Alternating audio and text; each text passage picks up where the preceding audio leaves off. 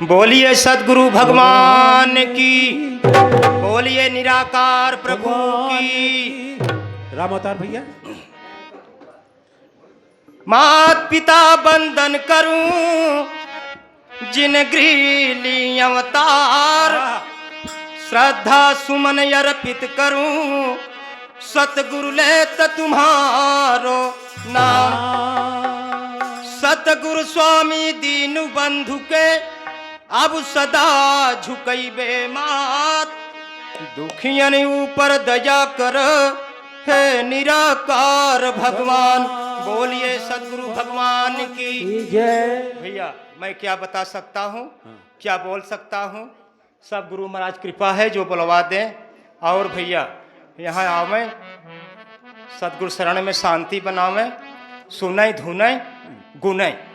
और भैया जो कुछ यहाँ बात बताई जाओ का ध्यान से, वह उस दिन बताए थे। सोता श्रोता सोता सरवता। श्रोता का मतलब जो कुछ यहाँ बात होती बा, अच्छी अच्छी बातें हो तो का सुना धुना गुना, ये तो श्रोता हो गए। और सोता का मतलब यहाँ कुछ बतावा जात बा, वो सोई गए बैठ के बाद में उनका कुछ पता ही नहीं का है का नहीं है। और सरवता के मतलब यहाँ पर कुछ बतावा जाता, गुरु महाराज या और साथी संगी और सब बता रहे हैं। वो जैसे सरवता सुपारी काटी जात है, कतौ ससुरारी के बाद, कतौ नैहरे के बाद, कतौ सढ़ुआने के बाद, वो कुतर कुतर काट देते। यही बारे कहा बा श्रोता सोता सरवता। भैया समय नहीं है, एक निर्गुण भाव में हाय रामतार भाई आइए। अरे सैया मोरा भेजे, अरे राजा मोरा भेजे ला परिवनवा। अरे सैया मोरा भेजे ला परिवनवा, भोरे ससुरवा जइबे ना। मोरा भेजे ला परिवनवा, ससुरवा जइबे ना। अरे भोरे ससुरवा जइबे ना, कि भोरे ससुरवा जइबे ना। राजा मोरा भेजे ला परिवनवा, भोरे ससुरवा जइबे ना।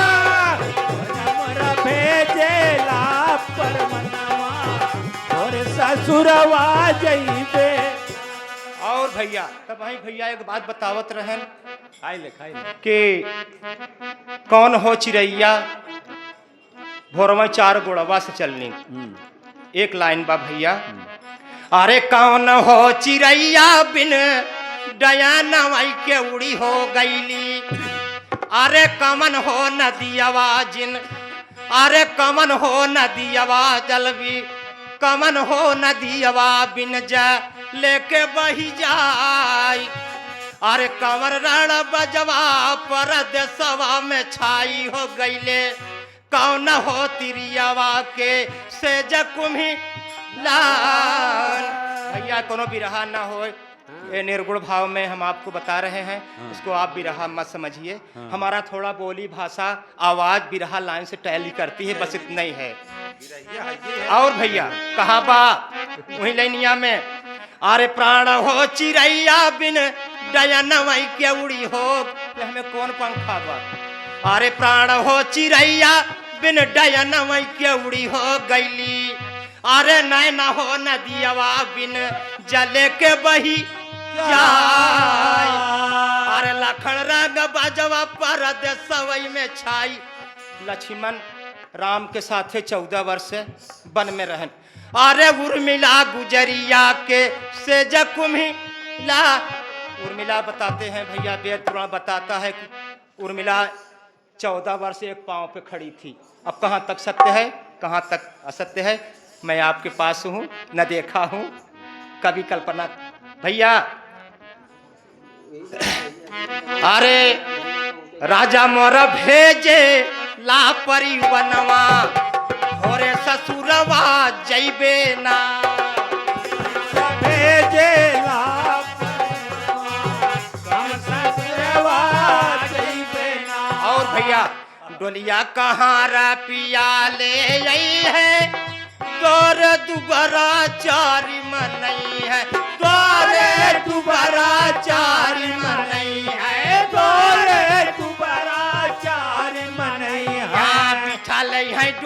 डोली के भीतरिया अरे बिठल है डोली के भीतरिया भोरे ससुरवा जइबे ना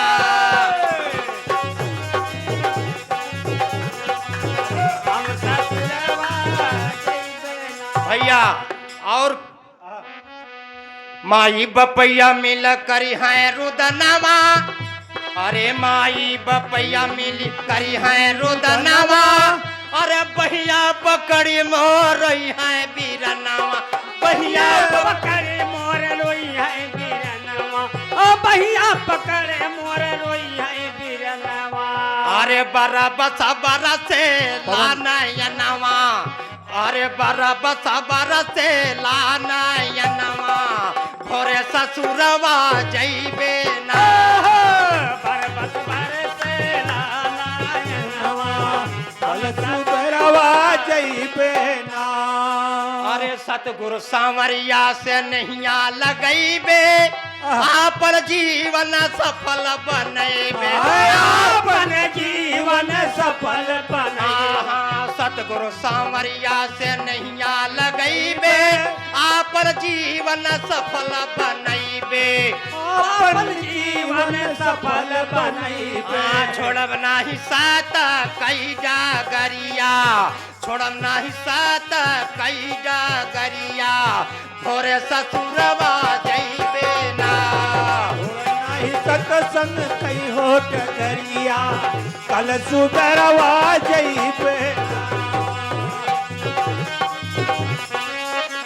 और भैया अंतिम में कहाँ आवा सखी कैले भेट या कवरिया अब के गए न अबै तोहरी नगरिया अब के गए न अबै तोहरी नगरिया अब के गए न तोहरी नगरिया आवा सखी कैले भेट या कवरिया अब के गए न अबै तोहरी नगरिया अब के गए न तोहरी नगरिया सतगुरु से करबै चिन्हरिया सतगुरु से करबै दीदरिया भोरे ससुरवा जइबे ना सतगुरु से करबै मोदी दरिया हम सुबरवा जइबे ना।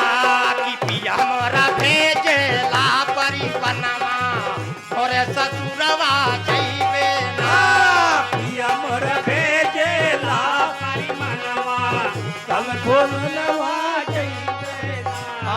सतगुरु सांवरिया की महिमा निराले हम सतसंगियन करई रखवाली हम सतसंगियन करई रखवाली हम सतसंगियन के करे रखवाली रामया चलया बही बाया नरिया राम चलया बही बाया नरिया भोरे ससुरवा जइबे ना राम चल अपही पाया नरिया और सबरवा जइबे ना। कि रामया चलया बही बाया नरिया भोरे सबरवा जइबे ना। बोलिए सतगुरु भगवान की जय।